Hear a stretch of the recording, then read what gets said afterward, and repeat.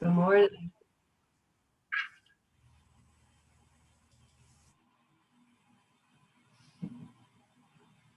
All right. Good morning, everyone. My name is Megan Moore.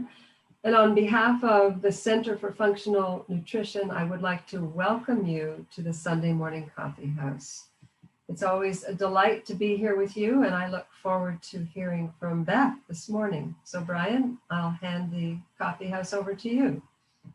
Thank you, Megan, and welcome everyone to our Sunday Morning Coffeehouse. This is an awesome opportunity for us all to connect, create, and collaborate together to be a force for good in the world. And what we do as a live group here does impact far, far beyond what we do together this morning. So I'm very excited to introduce a new friend and mentor and guide extraordinaire. Beth Herndobler is one of those people that you meet that you never ever forget, and she's been an incredible friend and a personal guide for me in my own life, and I have experienced her great gifts firsthand.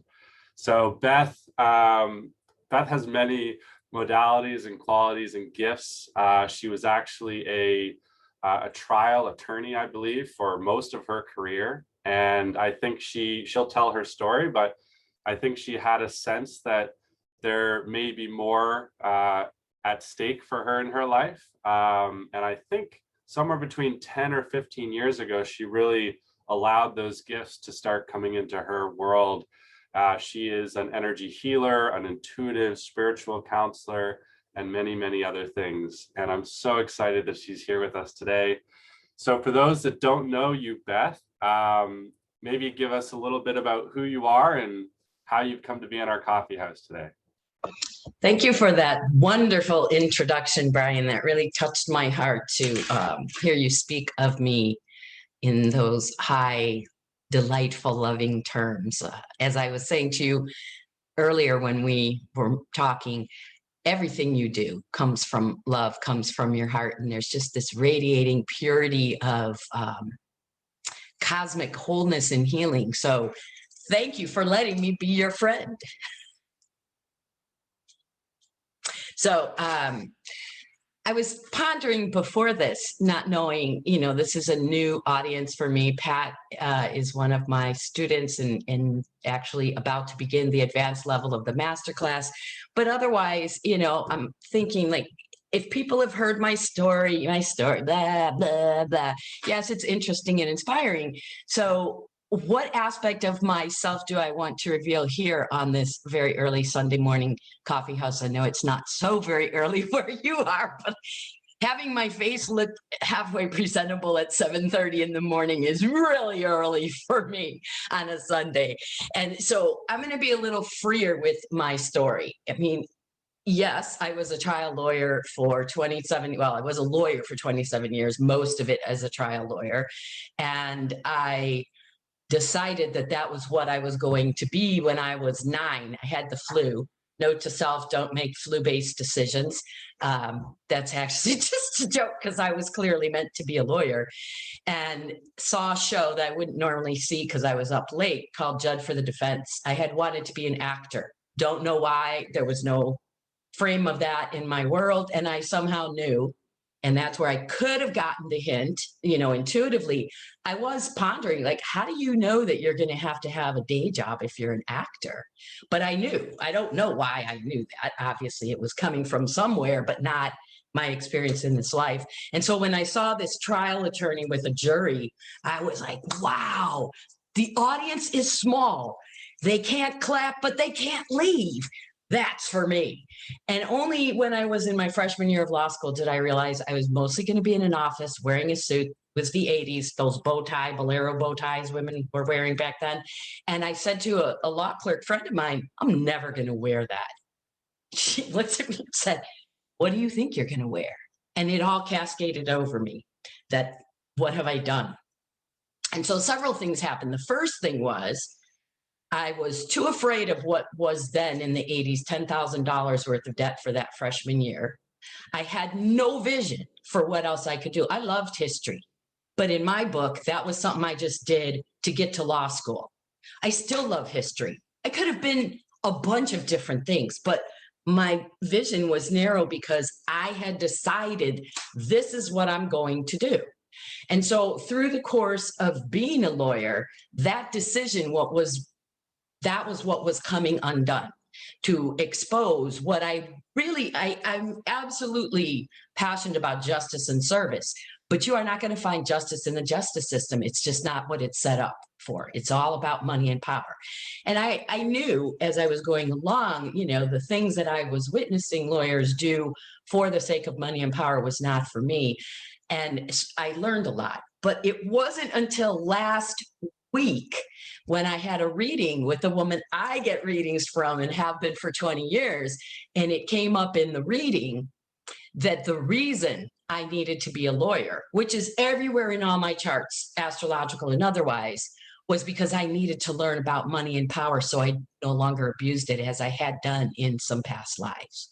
And I just had the biggest wow over that. I mean, I had already had the experience of seeing that the scales of justice appear everywhere in my astrological chart and my numerological and my human design justice and all this stuff is there.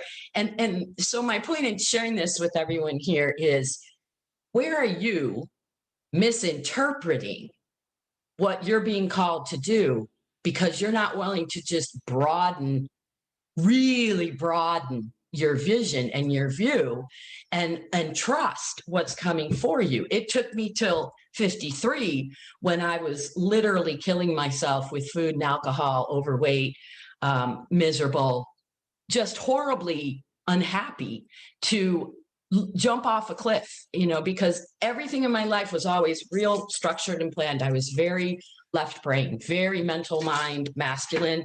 I had a plan. I was sticking to that plan. And by God, you better get out of my way, because if you're not helping me, I'm going right over you. It was not easy being a single mom in the 80s in law school. There were no other, and I was a teen mother to boot. I just realized that about 5 years ago.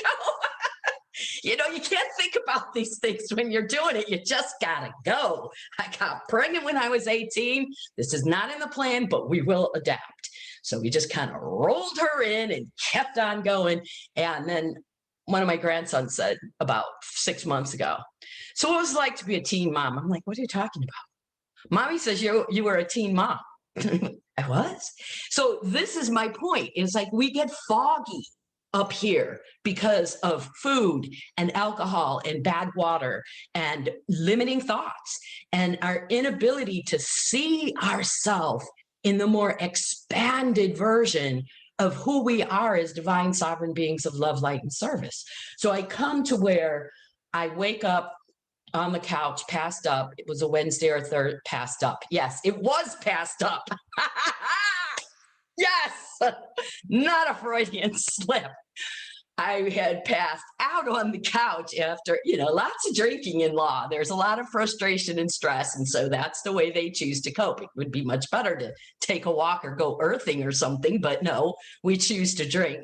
And then I had come home and kept drinking and cried myself to sleep on the couch and passed out so that I could be passed up, because what I heard when I woke up very confused, where am I? What's happening? What day is it?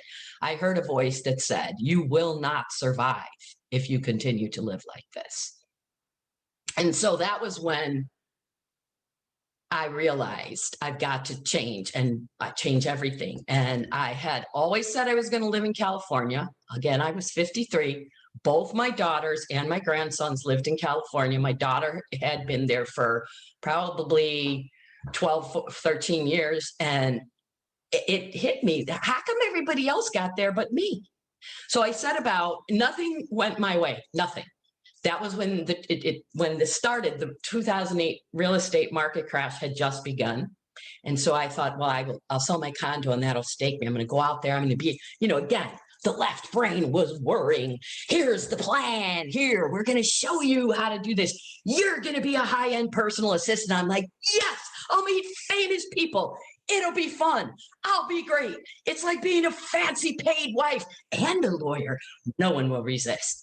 So I had a friend who was a high-end I had no idea, by the way, what it means to be a personal assistant, that you're in some measure, slave is probably the wrong word, but your time is not, you're on 24/7. If you're high end, that's your world. You're, serving that person. So it really wouldn't have been for me unless I got some young jock that I could really say, you will not call me at 3 o'clock in the morning to make you a peanut butter and jelly sandwich. You need to learn. I'm going to empower you. Other than that person, I couldn't imagine it would have gone well.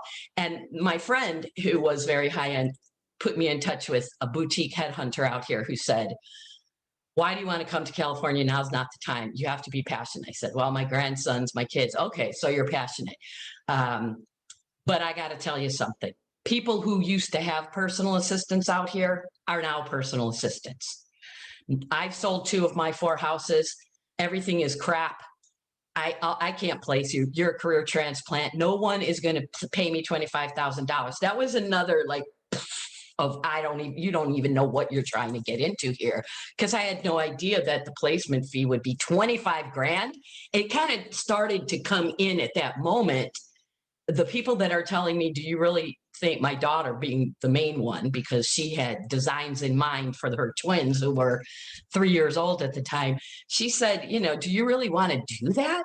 After how hard you've worked in your life, you want to go be somebody else's, assistant and never have any time to your own. And when I heard that price tag, 25 grand, I'm like, yeah, she's right. No one's going to pay 25 grand to tell me I can go home at 5 o'clock. They're not, so long story short, he said, come out here and hit Craigslist. And that was like, wah, wah, Craigslist. I'm 53. The ego pops up. I'm a lawyer. That was very confusing. So it was that moment that I passed up again and heard the call to surrender and trust and allow. Just get there. We'll make it work. I kept one foot in front of the other. I have never been so scared in my life. I would start trembling just at nothing. When it came time to give my notice at my job, my friend literally had to push me out the door to walk down the hall because I was terrified. I don't know what I thought was going to happen, but remember, when we change the course of our life in alignment with our higher calling, that takes great trust and surrender. It really did feel like I was jumping off a cliff. So that's what that fear was about. Because when I got in his office and he said, oh, well, where are you going? California. Oh, I want to move to California. And all of a sudden, the conversation, as always, was about him, not about what I came in there for. So step by step, I began to prepare. My daughter called me. She had gotten a promotion. Their nanny wasn't working out. Do you want to be come and be the boy's nanny? I did. It ended up I was actually their personal assistant, which is why I really know you're always on, and they're not always nice, even if they're your family. If you're working for them, you get what you see that image of them as an employer, not as whoever they are. But the most important part of that piece of the journey was that in taking care of 2 little 3-year-old boys, I was never a stay-at-home mom. I have girls, not boys. They're 13 years apart. So 2 of them together. It was like herding feral cats. And yet they taught me everything I needed to know about how to get from there, that trying to figure it out in the left brain, to here where I'm like, what do you want me to do in preparation for this? Because this is a very loose format, more so than other shows that I've done. I said, well, what's the best way for me to prepare besides meditate? And I went out and earthed. If you even now talk to a lawyer and said, hang on, before we hit the courtroom, I just need to go outside for a minute, put my feet on the earth, they would be like, what? And it feels so good and so whole to be in a community where taking care of yourself and serving others and helping others to uplift to what more is possible for them is the whole ball of wax. That's what we're here for. All of us are here to shine our light brightly, to learn what we need to learn, to remember what we forgot, because I just did a monthly energy healing call. Pat was there yesterday, and we reunited everyone on that journey with their 4-year-old inner child. And why 4? Because they know everything.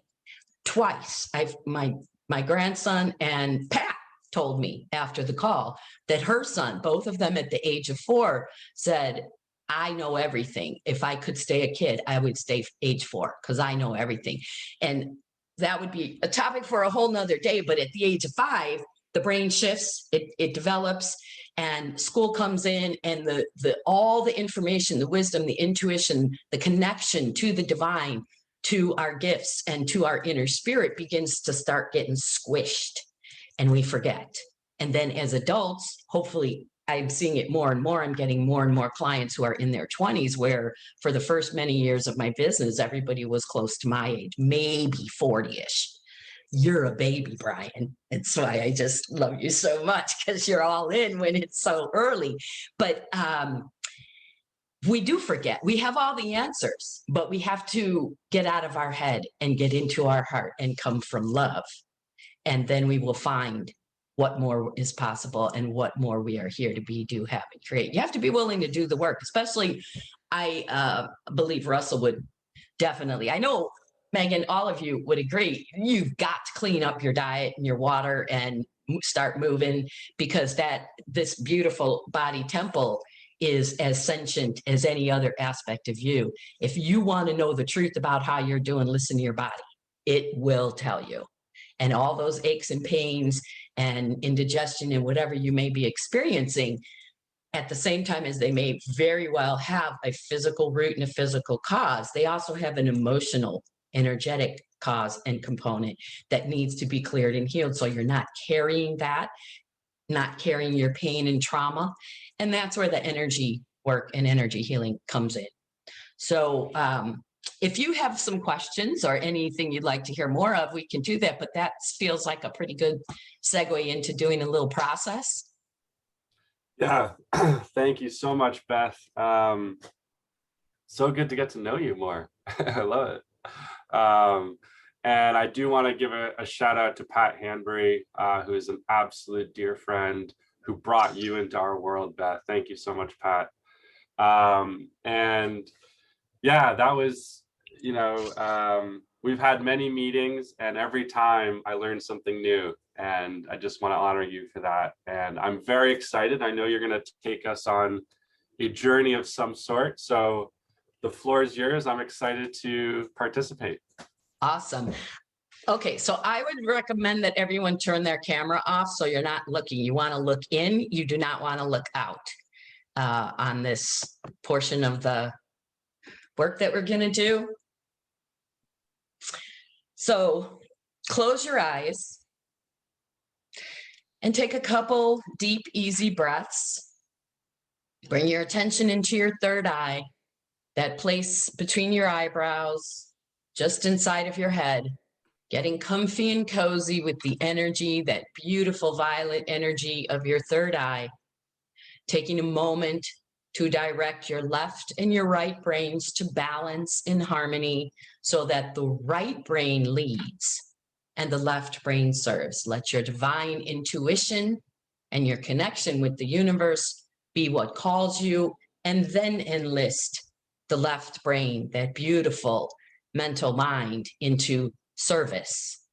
And now drop your attention down to your throat chakra and into your heart space, imagining that you are standing fully within the beautiful emerald green energy of your heart. Bring your attention to the very center of that, and we're going to ground into the earth. Imagine a stout gold grounding cord, a few inches, maybe a handprint wider than your body. You're going to send that down from the center of your heart, deep into the center of the earth, where there is a golden grace light ball. See it, feel it, sense it, or just make it up. Lock your grounding cord into that gold ball of light. Really sink it in. Feel the nourishing, grounding, earthing energy of our Pachamama, and then draw that grace light back up your grounding cord. Bring it all the way back up so that it comes into the heart space and mixes with your heart energy. Now, from that same centered place, you're going to extend a silvery white light up. We're going to connect to your divinity. So send that silvery white light up through your throat, your third eye, out your crown, way high up into the furthest reaches of the galaxy, where you will see, sense, feel, or just imagine that there's a divine star point with your name on it. You're going to lasso that star point. Wrap your white light around several times so that you're securely connected to that divinity that is the truth and light and love of you. Wonderful. Now run that star power back down. See it re-enter your crown and flow it back to your heart space where it meets the gold grounding light from below. Now turn your attention to the convergence point where the two lights meet. And you're going to expand them out into a column of energy that runs from that grounding point at the center of the earth all the way up to your star. Let the gold and the silvery white mix and merge and swirl and twirl in any way that that energy sees fit as it brings you into a more fuller expression of vertical stability. Now return your attention to your heart space and imagine that you have trapdoors on the sides of your heart space. So running from under your armpit to just about the middle of your rib cage.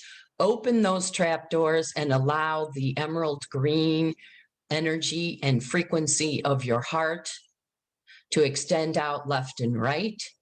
Take a deep, easy breath in, drawing in all this energy that we've called in. As you notice, you are now perfectly balanced in a state of complete synchronicity, vertically and horizontally centered, grounded, and expanded. Return your attention to your heart space, and we're going to take a quick trip into the infinite field of all that is, the meadow, as I fondly refer to it. Further into your heart, you will see, sense, feel, or just imagine there's a portal. It might appear as a pinpoint of light or an opening. I want you to pass through that. It's the tiny space of the heart. Pass through that into your ascended high heart, into the infinite field of all that is, the meadow. And there before you in the meadow, just take a look about. Allow yourself to see or to feel, to know, to sense the vibration and frequency, the energy. Who's here? Do you see the trees and the flowers, the mountain, the waterfall, the beach beyond, the little house off to the side, the forest?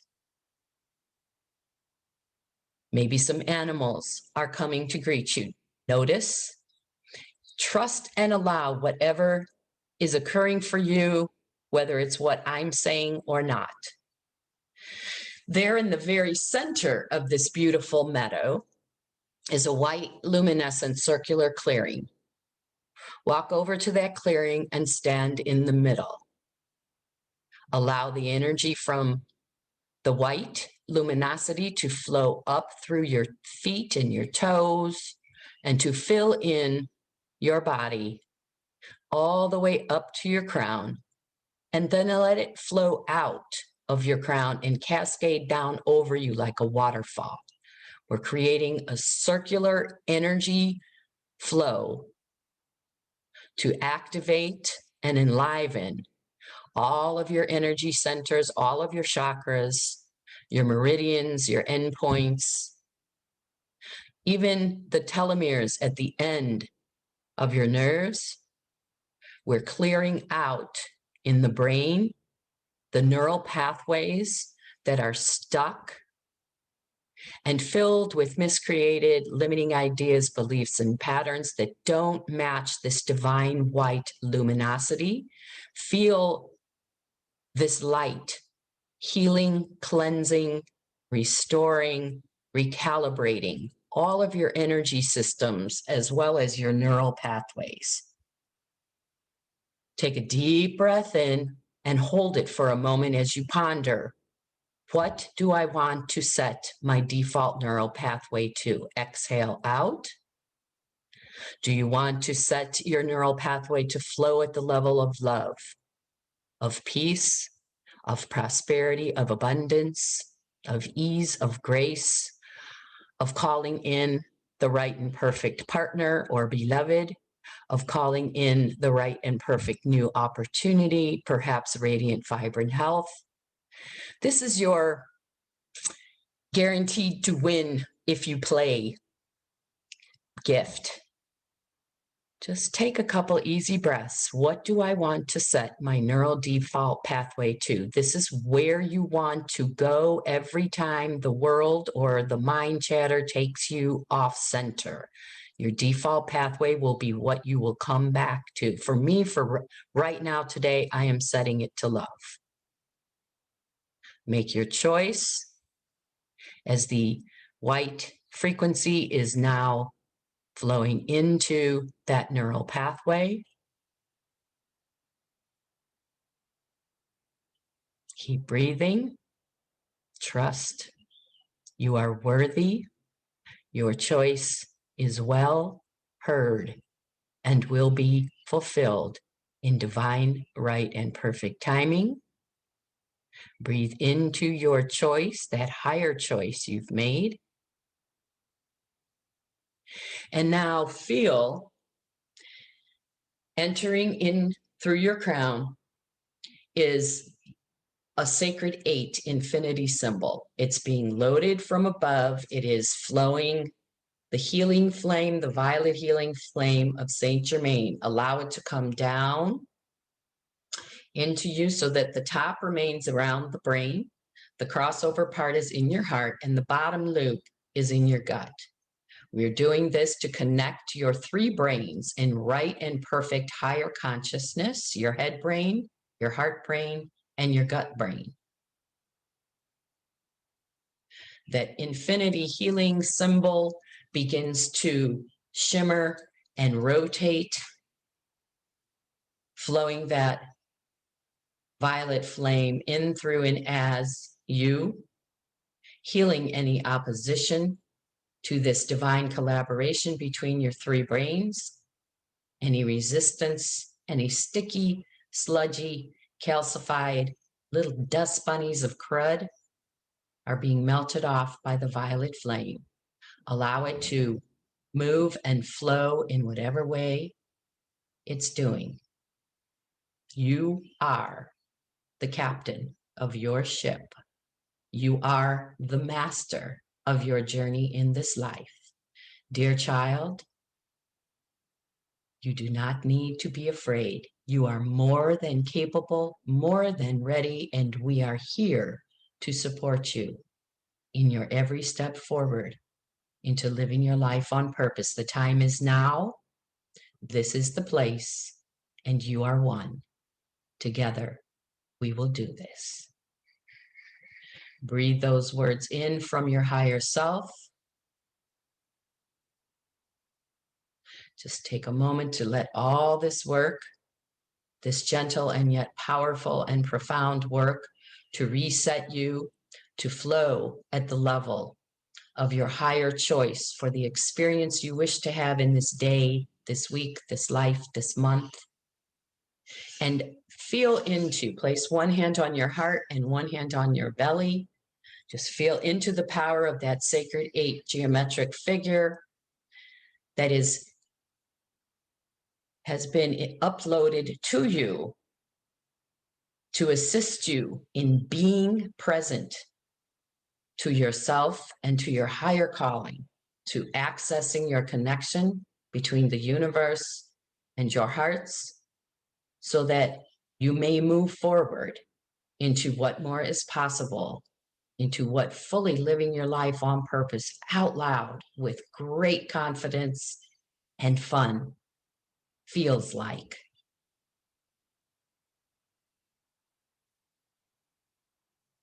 And then just let your hands go. Step out of the circle and walk back towards the tiny space, that portal. Take a moment before you pass through it to turn around and look back at the meadow, noticing everything that's happened here today, knowing that you can return to this meadow at any time for a deepening of this experience, remembering that your neural pathway has been defaulted to your higher choice. So at any moment along the way in this day where something kind of starts to take you out, tune into that choice you made. Take a breath and allow yourself to reset. So when you're ready, pass through that tiny space of the heart back to your heart space. Take a deep breath in to settle and integrate the work we've done. Turn your attention to the outside of your auric field, that energetic field that supports you, and imagine pouring liquid platinum all over it, that most impervious of natural substances, to shield your aura. And then stud it with diamond mirror tiles, turning yourself into a disco ball. How fun is that? And now we say, Mother, Father, God, source of all that is, all of our collective guides, angels, guardian angels, masters, ascended masters, wise one team, and our higher selves who have been here today to be present in this energetic shifting, activating, and up-leveling. For this we give great thanks, extend much love, and so it is. So as you're ready, you can open your eyes.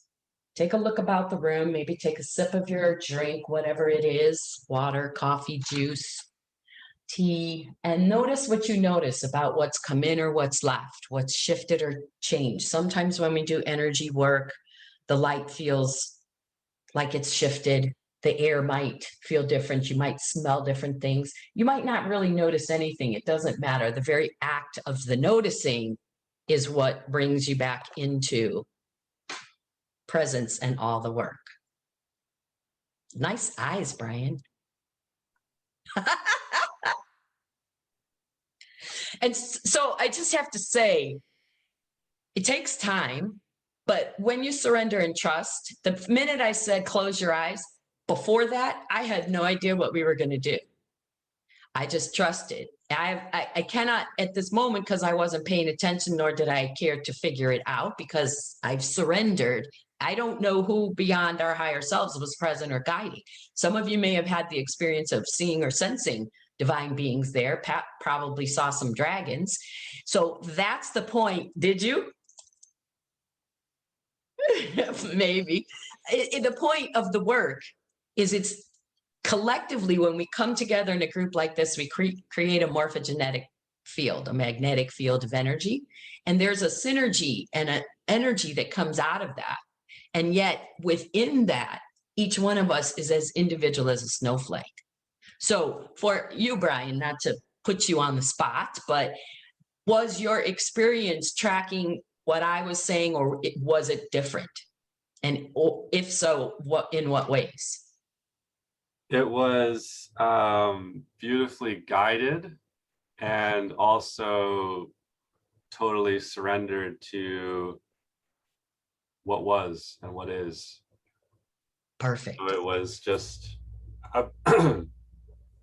yeah, it was just, my journey has been really, like with this type of work, it started very much, well, I have to be perfect with the guide, and I have to see what they're saying, and I have to do this, and I have to do that. And it was so distracting and very difficult. And it's been a process of practice and surrender. And yeah, so you were a guide and an opening, and it was beautiful and perfect. Wonderful. That's a beautiful expression. Thank you, Ronald. I just saw your chat. Thank you very much. You're welcome. Yeah, and Beth, that was really, I really have an appreciation for words, probably because my dad's Russell Mariani, and this word extraordinary, I would love everyone to like look that word up. Just look it up in the dictionary, because if you really understand what that word means and you take on that you're extraordinary, it is an absolute game changer, because all of you are extraordinary. Everyone is extraordinary. And Beth, I just thank you so much for giving us a place and a pathway to see that and feel it and own it. And I truly honor you. Thank you. So if anyone would love to share a comment or a question with Beth, you know the drill, start waving at me. Russell. Thanks, Brian. And thank you, Beth. I experienced many things. When I opened my eyes and started checking out my room, there was a sense of calm and clarity, and the energy was pure, clear, gentle, vibrant. It was like the whole room had changed.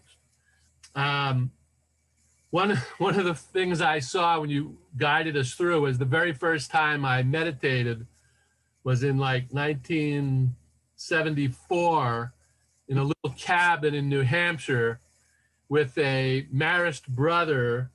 There was a candle, and he was just taking me and two other guys, I think we were all 20 years old, through this guided meditation.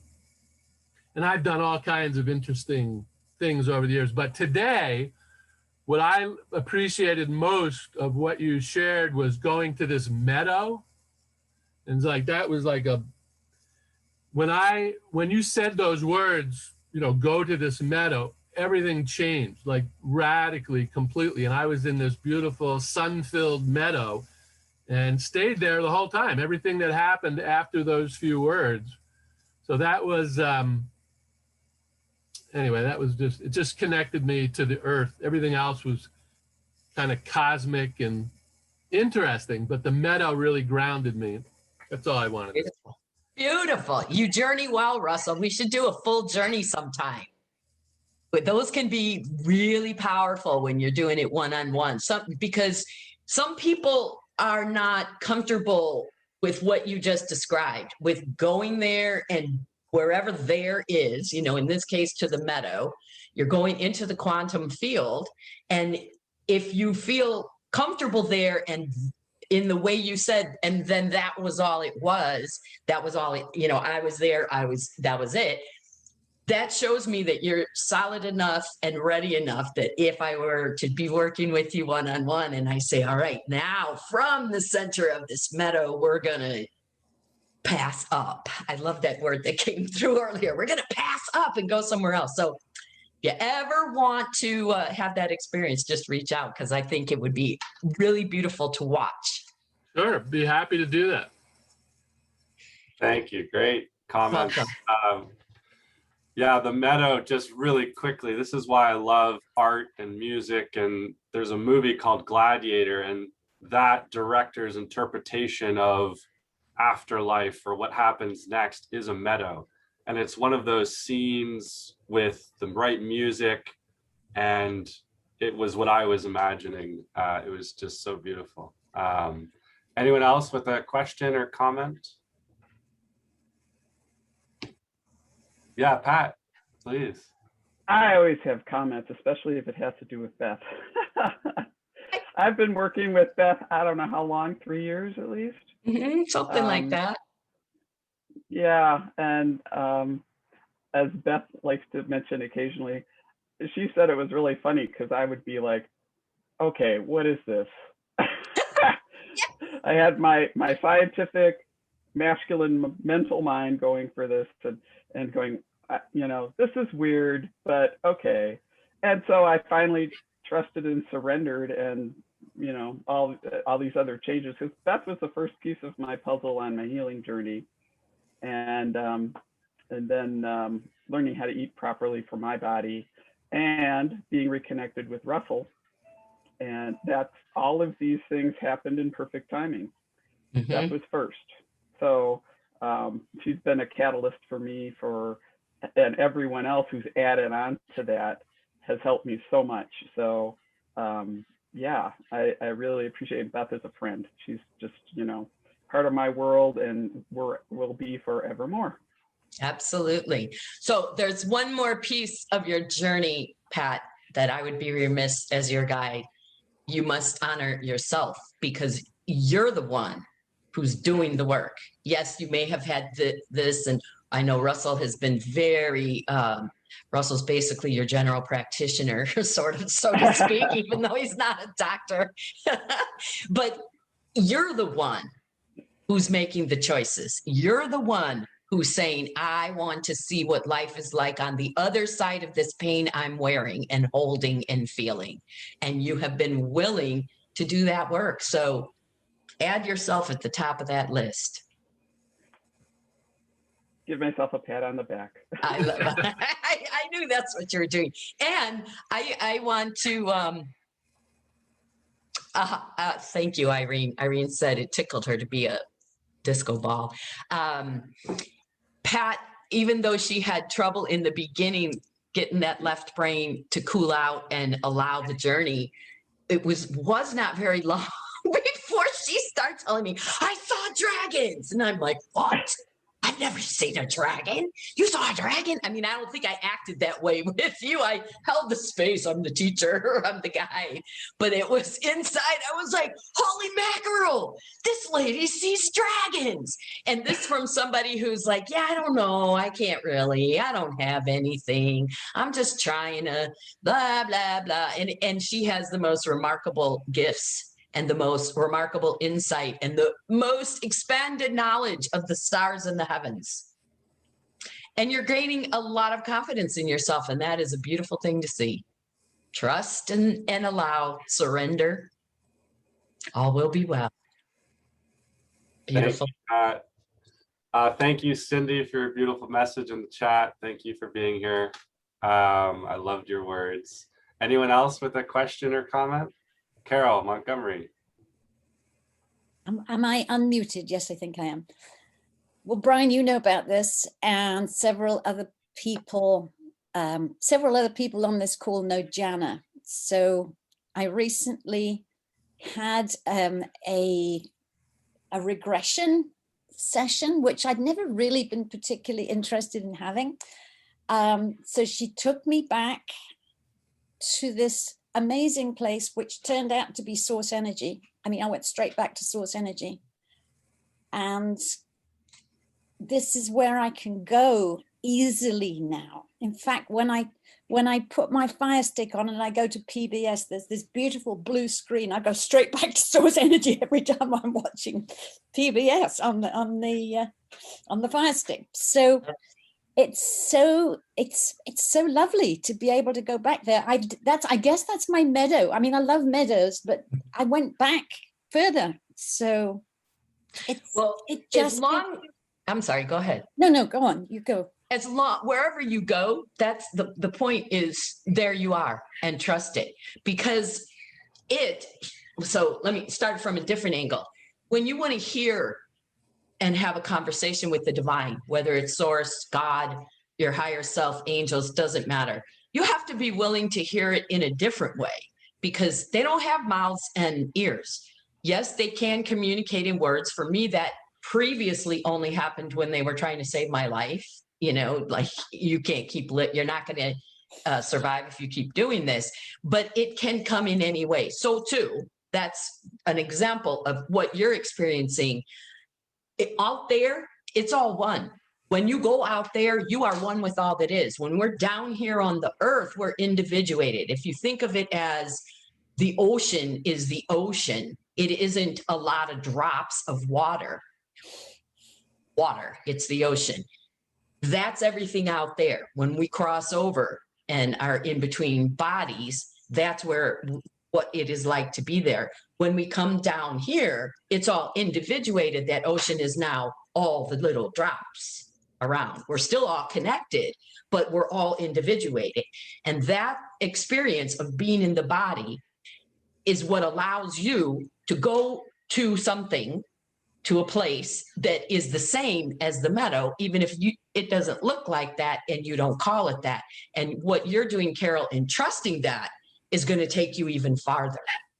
And I will say this, when you said Fire Stick, it took me a minute. It was sort of like lining up to catch it, because what came through was you having a Fire Stick kind of wand, and you were in a beautiful cloak, and you were out. It was under the full moon. It was at night, and you were dancing and doing something with your Fire Stick. So I would encourage you to tune into your wizard aspect of you. Yep. Because it's really wanting to come into full bloom. So if you don't have a cape and a wand, get one. I do. She does. Pat and I you have one already? All right, now you just got to do some more ceremonies, some more rituals. Actually, in all seriousness, the energy of what is coming through around you is that you're not only here to heal yourself and other people, but you are definitely a very strong earth healer. So get on that even more focused. What's the name of your business, Carol? Green Village Green. Green Village Green? Perfect. You got it, girl. You got it. And be sure, this is for anyone who wants to work with the earth, because the earth needs all of our support. It's very excellent way to ground when you're doing earth work is the way we did it was we went up and down or down and up. If you imagine pulling up the energy of the earth around you like a cocoon and the heavens down around your feet, so you're double cocooned, and then do your earth work, whatever that is, it's much more supportive, and you'll find yourself not as tired down the road. So carry on, Carol. That's awesome. So great to connect with you. Thank you. I'm gobsmacked. Thank you, Yeah. Kim. That was a pretty extraordinary moment caught through Zoom technology. That was wild. Janet Edkins, I see you. Hi all. Beth, thank you. You're so welcome. I didn't expect to feel validated. I have a very vivid visualization, meditation. I'm very visual in all the things I do, and my internal heart space is a big green temple, and the portal at the back goes out into what I describe as the Elysian fields. And you call it a meadow, and there's a mound which is clear, which is silver in the outside. I mean, what you said is what I see and what I've been seeing for a long time. So although I wasn't aware that I wanted affirmation or validation, you just gave it me. It's nice, isn't it, to have that? It's comforting. It builds confidence when you get the validation. Yeah. Oh, I guess I wasn't feeling that. I can hear it now. What I was feeling at the time was very supported and loved. I don't see dragons plural. I have one dragon that I call my dragon. I'm sure she's not, but I call her my dragon.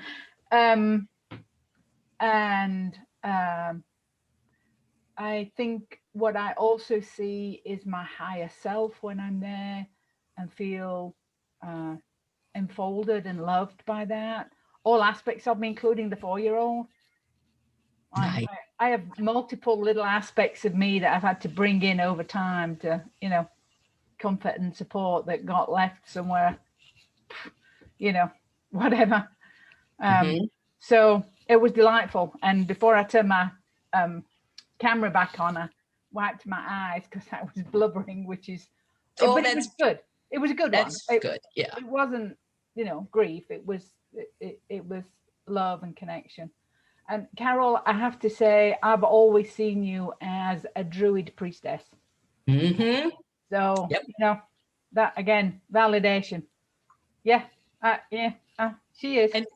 And I see you as there is such a Nordic Viking energy of just the right sort. And with the background that you have, it is alternately appears to me as like a cape angel wing type thing cascading down, and then these powerful horns of power that are coming right out of your the back in between your heart chakra and your throat.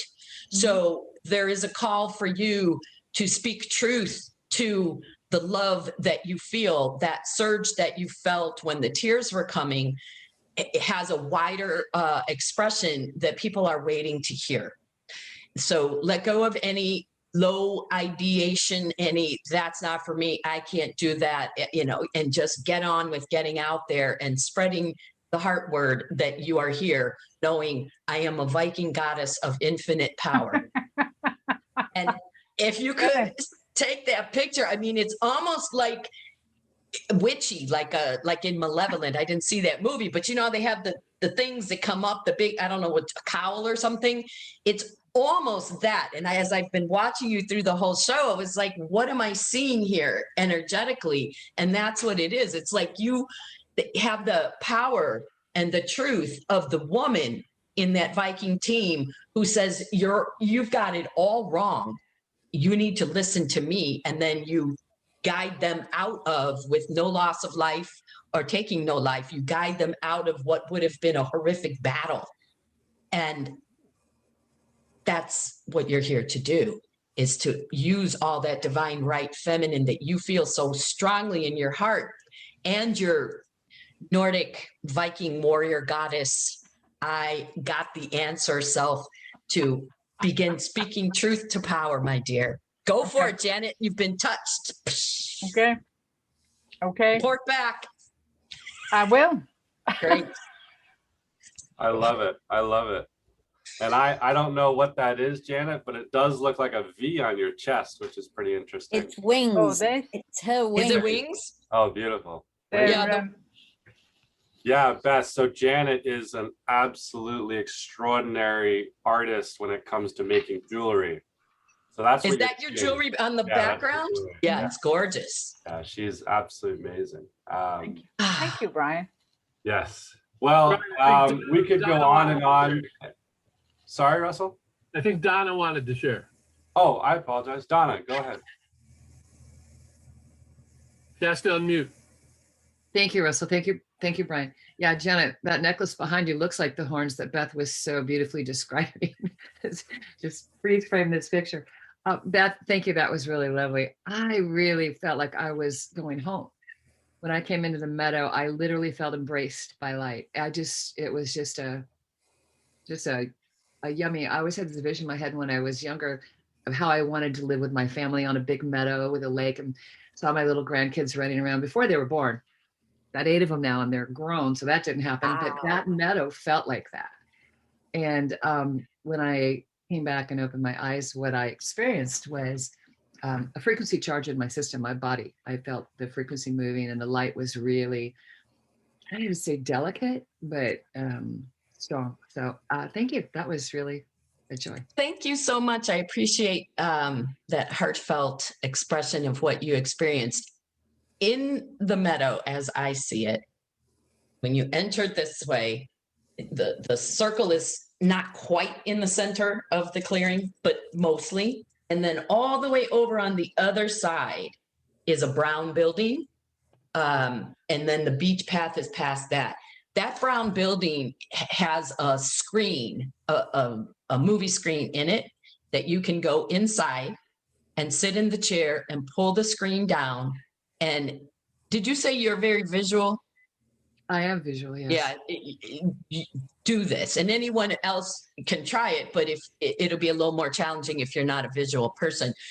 Go in there, pull the screen down, and start asking the questions of your higher self, God, Archangel Michael, whoever you want to talk to, even ancestors who have crossed over, and then wait for the answers to appear on the screen, because they will. Be patient. You know, again, we're the participants, not the directors. And we do have to trust and surrender, but there are great answers for you in that viewing room in the little brown house by the beach. Thank you. I'll have a visit. Yeah, let me know. Email me and let me know what you experienced. Thanks. I love it. Thank you, Donna.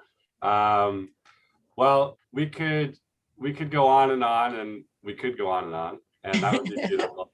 But for the sake of time and being human today, we'll wrap up. And we did have a short good news video, but honestly, I think we're good news enough. I just feel that the energy right now is perfect, whole, and complete. And Beth, you have been an incredible guide and just extraordinary. And please, everybody, just know the depth of all of our gratitude for each other, that we created this space together, that we connected, created, collaborated. And what we did today is so important. It is not small, it is big, it is extraordinary, and share it. And be your best self. Walk out, give someone a hug, hold a door for somebody, tell someone they look beautiful, tell someone they have a big smile, because people are looking for that, and you have no idea what that one sentence or what that one move could do for someone. And thank you for sharing in this moment together. Have a blessed day. Have a beautiful day. Thank you, Beth. Thank you all. Thank you, Brian. Thank you, Beth. Thanks for having me. Thank you, Beth. Thank you. Thank you. Yeah. Have a great day, everybody. You too. Bye-bye, everybody. Bye-bye. Bye. Bye. Thank you.